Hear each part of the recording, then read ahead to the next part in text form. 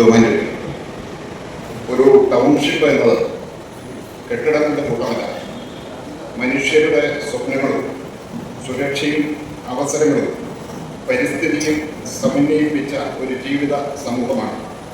നല്ല ആസൂത്രണവും ജനപങ്കാളിത്തവും ഉണ്ടെങ്കിൽ മാത്രമേ സുസ്ഥിരവും മാതൃകാപരമായ ടൗൺഷിപ്പുകൾ രൂപപ്പെടുകയുള്ളൂ.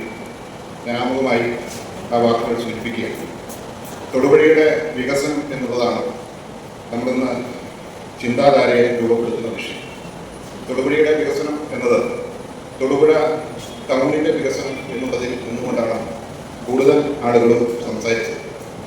തൊടുപുഴയുടെ വികസനം എന്നത്, വികസനം എന്ന പദം, എക്സ്പാൻഷൻ എന്നത് തൊടുപുഴയുടെ പ്രാന്ത പ്രദേശങ്ങളുടെ വികസനത്തിലൂടെ മാത്രമേ സാധ്യമാകൂ എന്ന് ചിന്തിക്കുന്ന ഒരു വ്യക്തിയാണ് ഞാൻ.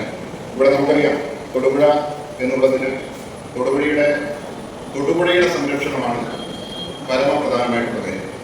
തൊടുപുഴ ആറിനെ സംരക്ഷിക്കുവാൻ നമുക്ക് കഴിയുന്നുണ്ടോ എന്നുള്ള ചോദ്യചിഹ്നം നിങ്ങളുടെ മുമ്പിൽ ഉണർത്തുവാൻ ആദ്യമായി ഞാൻ ആഗ്രഹിക്കുന്നു. ഇതിനു മുമ്പുള്ള ട്രാക്കിൽ തൊടുപുഴയാറിലെ ഒളികോം ബാക്ടീരിയയുടെ പരീക്ഷണം നടത്തിയപ്പോൾ ലഭ്യമായ റിസൾട്ട് ഇത് ഉപയോഗിക്കാൻ പറ്റാത്ത ജലം ആണ് എന്നുള്ളതാണ്. സമീപകാലത്ത് വളരെയധികം നമ്മൾ പ്രതീക്ഷിക്കാത്ത ചില കേന്ദ്രങ്ങളിൽ നിന്ന് പോലും തൊടുപുഴയാറിലേക്ക് മാലിന്യങ്ങൾ തള്ളുന്ന ഒരു ഗതികേട് വാർത്താമാധ്യമങ്ങളിലൂടെ നമ്മൾ കണ്ടു. കണ്ണുനീര് പോലെയുള്ള 365 ദിവസവും ലഭ്യമായ ഈ ജലസ്രോതസ്സിനെ സംരക്ഷിക്കുവാൻ നമുക്ക് കഴിയുക എന്നുള്ളത് തന്നെയാണ് തൊടുപുഴയുടെ വികസനത്തിൻ്റെ ആദ്യം നാന്ദി കുറിക്കേണ്ട കാര്യമെന്ന്, പരമപ്രധാനമായ കാര്യമാണ് എന്നും ഞാൻ വിശ്വസിക്കുകയാണ്.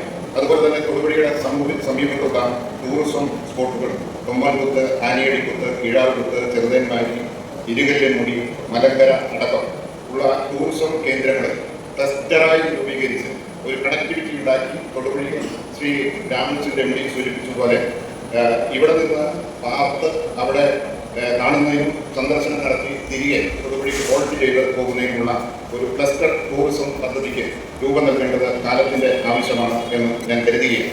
തൊടുപുഴയ്ക്ക് പരമപ്രധാനമായി അതിൽ മലങ്കര ഡാമും അനുബന്ധമായ വികസന സാധ്യതകളുമാണ് ഞാൻ മുന്നോട്ട് വയ്ക്കുന്നത്. നമുക്കറിയാം, തൊടുപുഴയിൽ നമുക്ക് പാലക്കാട് മലമ്പുഴ എന്ന് പറയുന്ന ഡാമും അനുബന്ധമായ പശ്ചിമനോഹരമായ സൗകര്യങ്ങളും എത്രയോ ആയിരക്കണക്കിന് ലക്ഷക്കണക്കിനായിട്ടുള്ള ആളുകളെ ആകർഷിച്ച് ആ പ്രദേശത്തിൻ്റെ സമഗ്രമായ ഒരു വികസനത്തിൻ്റെ അനന്ത സാധ്യതകളുടെ കൊടുമുടിയെ താണ്ടിയത് നമ്മൾ ഈ മലങ്കരയുടെ വികസനത്തിലൂടെ സാധ്യമാകണം എന്നുള്ള ചിന്ത മുന്നോട്ട് വയ്ക്കുകയും അതിനുള്ള ദ്രുതഗതികളുള്ള കർമ്മപദ്ധതികളും ആവിഷ്കരിക്കണം എന്നുള്ള യാഥാർത്ഥ്യത്തെ ചൂണ്ടിക്കാട്ടുവാൻ ആഗ്രഹിക്കുകയാണ്.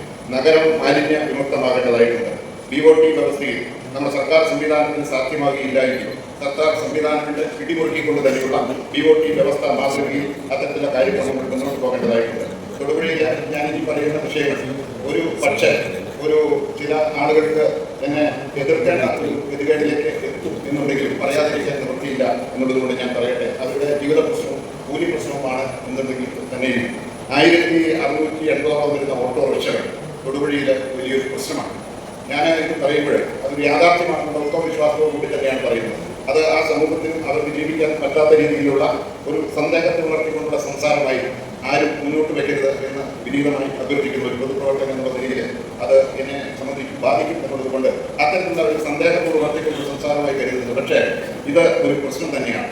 അവർ നിർദ്ദിഷ്ട സ്ഥാനങ്ങളിൽ വോൾട്ട് ചെയ്തിട്ട് വ്യവസ്ഥാപിതമായിട്ട് തമ്മിൽ ഓടുന്നതിന് വേണ്ടിയിട്ടുള്ള ഒരു ക്രമീകരണം തൊടുപുഴ ടൗൺഷിപ്പിന്റെ നേതൃത്വത്തിലുള്ള നഗരസഭ അടിയന്തര പ്രാധാന്യത്തോടുകൂടി നൽകേണ്ടത് ആവശ്യമാണ്. ഇടുക്കി ജില്ലാ പഞ്ചായത്തിൻ്റെ കീഴിൽ പ്രവർത്തിക്കുന്ന ഡിസ്ട്രിക്ട് ഹോസ്പിറ്റൽ അത് ശ്വാസം മുട്ടുന്ന ഒരു അവസ്ഥയിലാണ് നിലവിലുള്ളത്. സ്വാഭാവികമായിട്ടും ബഹുമാനപ്പെട്ട MLA അടങ്ങുന്ന ഞങ്ങളുടെ ഒക്കെ ഭരണ കേന്ദ്രങ്ങളുടെ ബൃഹത്തായ സംവിധാനങ്ങൾക്ക് നേതൃത്വം നൽകുന്ന പ്രിയപ്പെട്ടവരെല്ലാവരും ചേർന്ന് അതിനൊരു അനക്സ് മാറിയിട്ട് ഏക്കറുകൾ സ്ഥലം എവിടെയും കണ്ടെത്തി മറ്റൊരു അനക്സിലേക്ക് കാര്യങ്ങൾ കൊണ്ടെത്തിക്കേണ്ടത് തൊടുപുഴയിലെ ആളുകളുടെ ആരോഗ്യ സംരക്ഷണത്തിന് അനിവാര്യമാണ് എന്നുള്ള യാഥാർത്ഥ്യത്തെ ചൂണ്ടിക്കാട്ടുവാൻ ഞാൻ ആഗ്രഹിക്കുകയാണ്. അതുപോലെ തന്നെ പരിസ്ഥിതി വികസനത്തിന് വലിയ പ്രാധാന്യമുള്ള കാര്യമാണ്.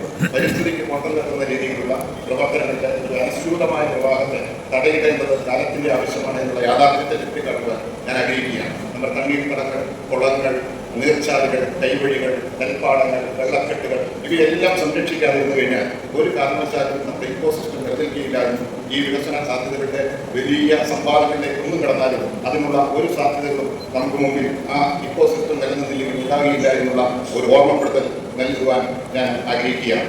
അതുപോലെ തന്നെ നമുക്കറിയാം തൊടുപുഴ ഈ തമിഴ്നാട്ടിൽ തിരുപ്പൂർ നഗരം എന്ന് പറയുന്ന ഒരു നഗരമുണ്ട്. പിടിച്ചുപറിക്കാര്, കൊള്ളക്കാര്, മോഷണക്കാരുടെയൊക്കെ ഒരു ട്രെയിനിങ് സെൻ്ററാണ്.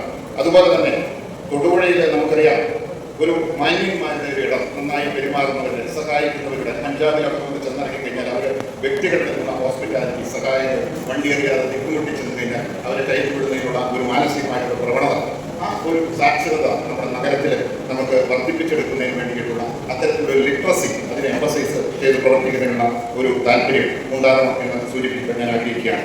ലഹരി മുക്തമായിട്ടുള്ള, അതുപോലെ തന്നെ സ്വൈര്യ സഞ്ചാരത്തിന് സാധ്യമായിട്ടുള്ള, അതുപോലെ തന്നെ നല്ല ശുചിമുറികളുള്ള, അതുപോലെ തന്നെയുള്ള പദ്ധതികൾ മുന്നോട്ട് പോകുന്നതിനുള്ള ഒരു ക്രമീകരണങ്ങൾ നമ്മുടെ മുന്നിൽ ഉണ്ടാകേണ്ടതായിട്ടുണ്ട്. ഞാൻ തൊടുപുഴയിലെ വികസനത്തിൻ്റെ അനന്ത സാധ്യതകൾക്ക് പാരലൈസ് ചെയ്യുന്ന വലിയ ഒരു സാധ്യതയാണ് കോട്ട റോഡ്, അതായത് മൂവാറ്റുപുഴ തേനി ഹൈവേ. ബഹുമാനായ PJ ജോസഫ് സാർ മന്ത്രിയായിരുന്നപ്പോൾ പ്രഖ്യാപിച്ച 2006 പ്രഖ്യാപിച്ച കർമ്മ പദ്ധതി ഇന്നും പൂർത്തീകരിച്ചിട്ടില്ല. 100 ലിങ്ക്സ് വീതിയിൽ, ഒരു ചങ്ങല വീതിയിൽ 6 പഞ്ചായത്തുകളെ 2 മുനിസിപ്പാലിറ്റിയെ ബന്ധിപ്പിച്ചുകൊണ്ട് ഇടുക്കി കടന്നു പോകുന്ന മൂവാറ്റുപുഴയിൽ നിന്ന് തേനി വരെ എത്തുന്ന ആ ബൃഹത്തായിട്ടുള്ള ആ റോഡിൻ്റെ ആ സഞ്ചാരപഥത്തിൻ്റെ സാധ്യതകളിലേക്ക് നമ്മൾ കിടക്കുമ്പോൾ സ്വാഭാവികമായിട്ടും ഈ തൊഴിലുറപ്പിയുടെ വികസനങ്ങൾ ഗ്രാമാന്തരങ്ങളിലൂടെ കടന്നു പോകുമെന്നുള്ളതിനപ്പുറമായിട്ട് ഈ ഇടുക്കിയുടെ ഒരു ഹോട്ട് വേ എന്നുള്ള നിലയിൽ ആ റോഡ് മാറുമ്പോൾ ഉണ്ടാകുന്ന വികസന സാധ്യതകൾ എനിക്കൊപ്പം നിങ്ങൾക്കും ഒരു സ്വപ്നം കാണണമെന്ന് അഭ്യർത്ഥിച്ചുകൊണ്ട് നിർത്തുന്നു. നന്ദി, നമസ്കാരം.